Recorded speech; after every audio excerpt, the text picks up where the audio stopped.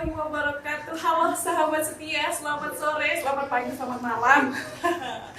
Balik lagi barengan sama aku Cynthia Tag ya. Jadi spesial di live Instagramnya Saka FM Jogja. Sore hari ini kita bakal ngomongin bincang-bincang santai barengan sama narasumber kita tentang gimana sih pengalaman kuliah di bumi Mesir. Kakak. Hai, maaf ya. Halo, assalamualaikum. Waalaikumsalam warahmatullahi wabarakatuh. Jadi gimana sih perjalanan Kak Salma nih buat bisa sampai ke titik ini gitu? Kok bisa sih sampai kuliah di Al Azhar Kairo tuh perjalanannya gimana? Tingkat akhir SMA itu teman-teman di saat udah pada apa ya, mereka tuh udah pada belajar, aku mau masuk universitas ini, aku harus belajar ini, aku mau itu, dan di situ kan juga udah mulai akhirnya kan setelah aku punya mimpi, aku pengen belajar ke Mesir nih. Aku mulai buka buku lagi, buka buku-buku kelas 1 lagi, mulai belajar lagi bahasa Arab dari awal lagi. Jadi kayak ngerasa, oh kok aku ternyata banyak nggak bisanya ya gitu. Tahun 2017 aku udah coba ikut tes yang di Kemenak dan Kodarwo aku juga belum keterima. Jadi aku nggak langsung keterima di sini. Nah, habis itu dari 2017 gagal itu akhirnya coba belajar lagi dan alhamdulillah tahun 2018 dapat rezekinya di tahun itu buat berangkat ke sini gitu. Kakak apa aja sih yang dipersiapin buat daftar beasiswa? Jadi kayak selain persyaratan, kira-kira tuh persyaratannya gitu kali. Apa ya?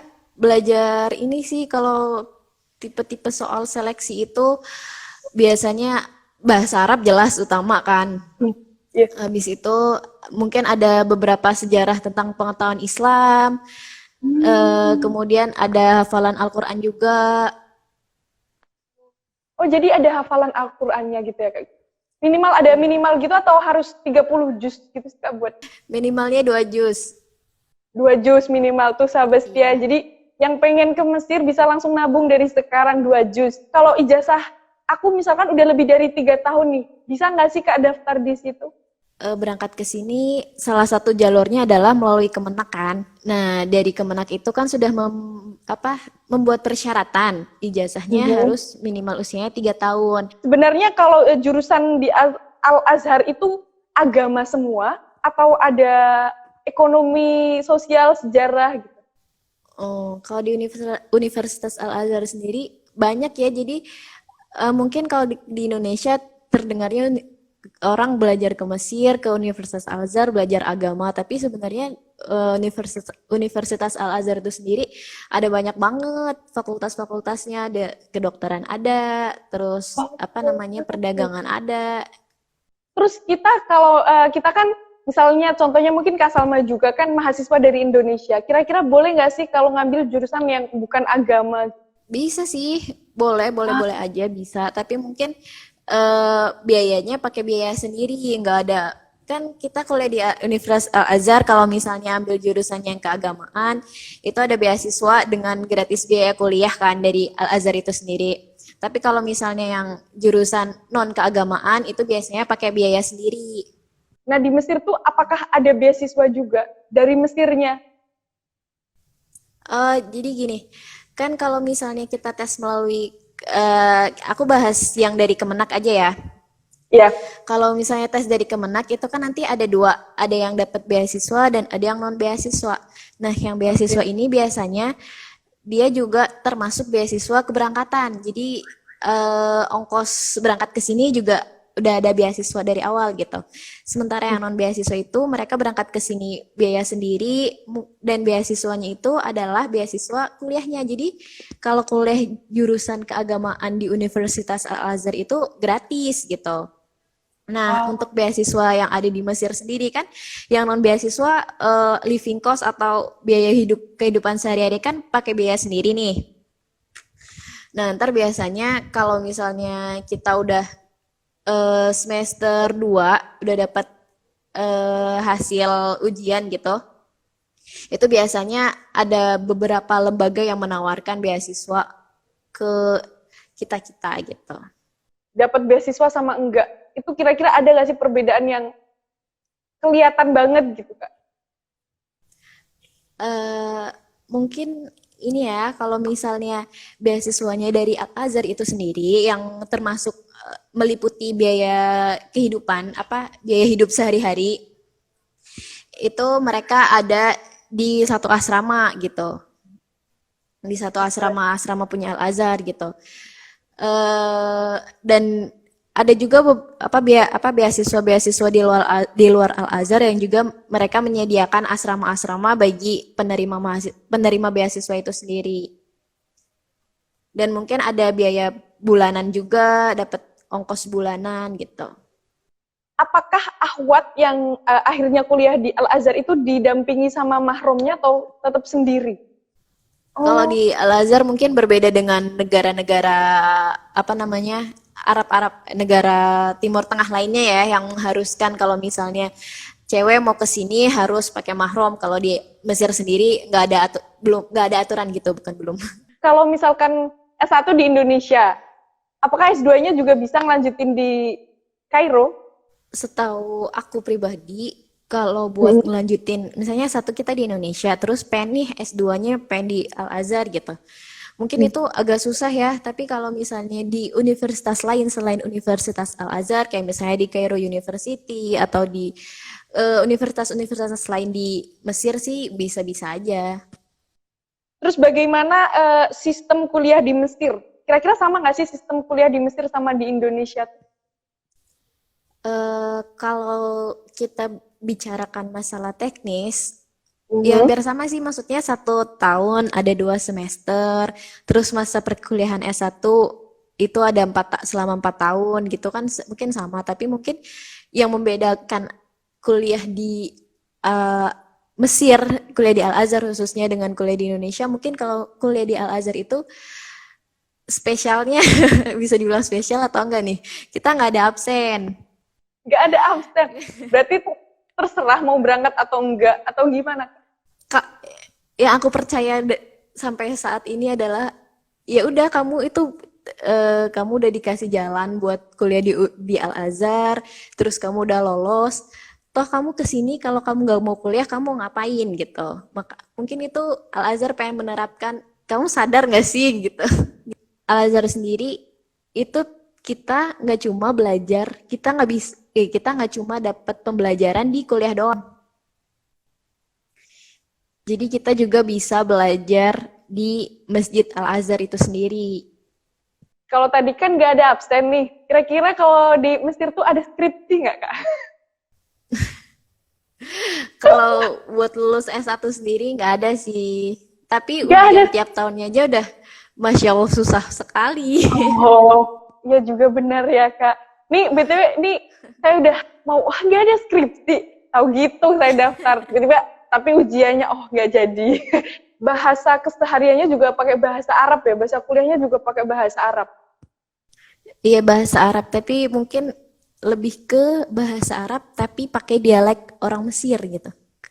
Perbedaan yang paling mencolok gitu dalam huruf hijaiyahnya, mungkin kalau misalnya di Indonesia kita bilang bolpen kan kolamun kan pakai kof. Kalau orang Mesir mereka melafalkan huruf kof itu dengan alif, jadi alam gitu. Terus huruf jim juga kita bacanya di sini pakai G, apa ya, jamiah gitu kan, universitas. Kalau di sini bilangnya gamiah. Kalau menurut Kakak nih sekarang, apa sih pentingnya belajar bahasa Arab dan substansinya? Belajar bahasa Arab itu mau nggak mau itu ternyata penting banget buat kita. Apalagi orang Islam nih ya, baca Al-Quran. Al-Quran itu bahasa Arab, ya kan. Sementara bahasa bahasa para nabi terdahulu itu juga bahasa Arab gitu kan. Penting juga kita buat mempelajari bahasa Arab. Aku juga pengen banget belajar agama Islam yang benar, yang apa ya, yang kejaga orisinalitasnya ya. Kita harus belajar bahasa Arab lebih gitu, soalnya kitab-kitab karya-karya ulama terdahulu cetakan aslinya adalah bahasa Arab gitu. Mungkin kalau misalnya kita bacanya kitab-kitab terjemah, mungkin ada beberapa yang udah beda kan sama bahasa Arab aslinya gimana gitu. Menurut aku sih penting ya belajar bahasa Arab itu.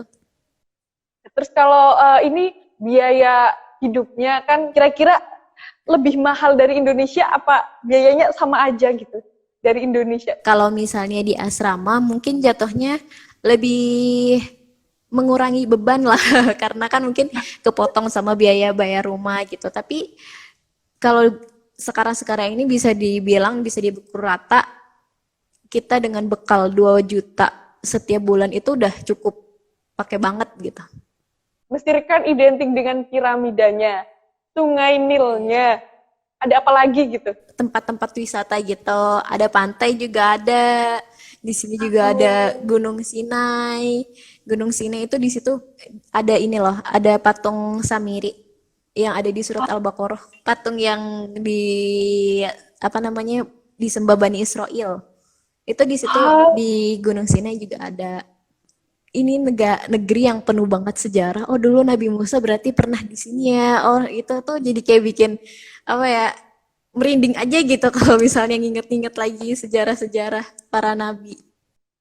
Terus kira-kira apa aja perbedaan dari Indonesia sama Mesir, Kak? Budaya masyarakat setempat mungkin beda sama kita.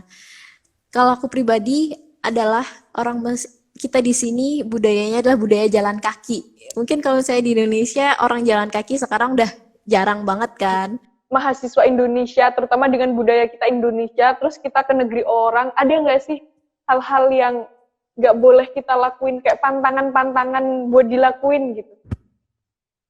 Kalau itu sih jelas ada ya, apalagi Mesir ini bisa dibilang negeri yang penuh dengan misteri. Oke. Ya gitu kan. Jadi kayak misalnya mungkin kalau di Indonesia kita bisa apa namanya ambil video, bisa foto-foto di berbagai tempat. Kalau misalnya di Mesir itu sendiri ada beberapa tempat yang memberlakukan pantangan buat ngambil gambar di situ gitu. Oh, Iya, ada beberapa tempat yang biasanya terkait dengan pemerintahan dan dengan militer setempat yang nggak bisa difoto. pengalaman buruk yang berkaitan dengan hal-hal seperti itu kakak pernah mengalami nggak sih, Kak? Alhamdulillah sih nggak ada sih. Cuman waktu itu pernah ada di satu tempat. Mau biasa kan kita anak baru waktu itu datang ke tempat itu ngelihat kayaknya, wih asik nih. Ya balik lagi ke wanita suka selfie kan sama teman-teman. Ditegur. Habis itu ini sih ditegur sama orang Mesir kalau misalnya di tempat itu kita nggak boleh foto. Kakak kira-kira ada nggak sih, Kak, yang dirindukan dari Indonesia? Kangen sama makanan Indonesia jelas. Sama suasana Indonesia. Kalau misalnya kemarin-kemarin waktu pas musim panas di sini, kangen Indonesia ya tuh kangen banget. Kangen angin sepoi-sepoinya Indonesia, kangen Oh. orang-orangnya Indonesia, kangen banget deh. Kalau makanan di situ sama nggak sih, Kak, sama makanan di Indonesia? Biasanya kalau misalnya di asrama mungkin karena itu asrama milik orang Mesir, jadi makanan yang disediakan biasanya mengikuti lidah mereka gitu. Kalau misalnya kita yang tinggal hidup di kontrakan, maksudnya sendiri-sendiri gitu, kita biasanya kan masak ya udah masaknya ya masak makanan Indonesia aja gitu. Contohnya tuh apa sih makanan orang Mesir tuh? Kalau orang Mesir malah jarang ya makan nasi ya, lebih ke makan makanan pakai gandum, bahan olahan gandum gitu mereka. Orang Indonesia ngemakan nasi nggak afdol. Terus Kak, kemarin tanggal 22 Oktober itu di Indonesia bertepatan dengan Hari Santri Nasional. Kira-kira kalau menurut Kakak memaknai Hari Santri itu seperti apa, Kak? Kalau menurut aku makna santri itu sendiri adalah orang yang belajar di pondok. Artinya orang yang belajar langsung ke gurunya. Jadi murid yang datang ke guru, bukan guru yang datang ke murid gitu kan. Nah, kita buat memaknai Hari Santri itu sendiri, ya kita harus berkaca dari kenapa sih sampai ditetapkannya Hari Santri, seberapa besar sih ternyata peranan santri sampai ada hari khususnya gitu kan. Ternyata santri-santri dari zaman dahulu di Indonesia pun udah punya peranan yang Masya Allah banget kan, dia yang keren banget deh pokoknya zaman penjajahan gitu kan. Itu sih yang kayak harus harus ditanamkan pada diri setiap santri. Zaman sekarang aku juga kalau misalnya ternyata kita itu walaupun kita belajar agama, peranan kita itu benar-benar dibutuhkan juga gitu loh buat masyarakat luas ke depannya. Jadi belajar agama itu bukan cuma buat apa sih dapat pahala masuk surga atau apa gitu, tapi ternyata enggak, kita tuh belajar agama lingkupnya nggak sesederhana itu gitu. Kita bisa belajar agama buat eh misalnya kita belajar agama pengen berkontribusi buat negara, kita juga bisa gitu. Pengen belajar agama tapi aku pengen punya kontribusi di bidang kesehatan atau apa, ternyata juga bisa gitu. Jadi belajar agama apa nggak sesederhana oh habis belajar ini aku pengen jadi ustadz atau pengen jadi penceramah gitu, nggak sesederhana itu gitu. Kira-kira pesan dari Kak Salma buat sahabat setia yang mendengarkan, mungkin yang ingin belajar ke Kairo, Mesir, kira-kira ada pesan apa nih? Dikuatkan lagi niatnya, kalian ke Mesir itu mau apa sih, kalian mau cari apa sih, soalnya di Mesir Mesir itu punya banyak banget, kalian mau cari A, mau cari B, mau cari C, ada banyak banget. Jadi bener-bener sejak dari di Indonesia kita harus nguatin bener-bener niat kita nih, oh aku kesini aku mau belajar, jadi aku kesini juga harus serius belajarnya gitu, nggak terlena dengan main-mainnya, nggak terlena dengan segala macam hal yang bisa melenakan kita dari niat awal kita gitu. Ada banyak sekali manfaat buat kedepannya gitu, nggak cuma buat diri kita, tapi belajar agama itu juga punya manfaat banyak banget buat masyarakat luas gitu. Itu sih. Dalam banget, ininya tuh harus ditajamkan lagi niatnya, karena di situ mungkin juga ada banyak nih, kira-kira aku dari Indonesia mungkin udah mantep nih pengen ke A, tiba-tiba pas di situ kok kayaknya B menarik, C menarik, jadi imannya tuh niatnya tuh kurang kuat gitu ya Kak, terus lebih kuat lagi gitu ya. Jadi semangat buat sahabat setia yang pengen ke Kairo, Mesir, nyusul Kak Salma nih. Semoga studinya lancar ya Kak di sana. Amin, amin, amin. Bisa balik ke Indonesia lagi, bisa ketemu dengan saya, dengan teman-teman, dengan keluarga. Terus semoga dapat apa tujuan kakak ke situ, semoga terdapatkan, tercapai. Amin, amin, amin. Terima kasih buat Kak Salma yang sudah membersamai kita, yang udah bincang-bincang santai, bermanfaat sekali. Ini daging semua isinya. Terima kasih sahabat setia yang udah nonton, semoga tadi bermanfaat. Bincang-bincang santai kita barengan sama Kak Salma. Saatnya Cynthia pamit undur diri. Wassalamualaikum warahmatullahi wabarakatuh. Dadah.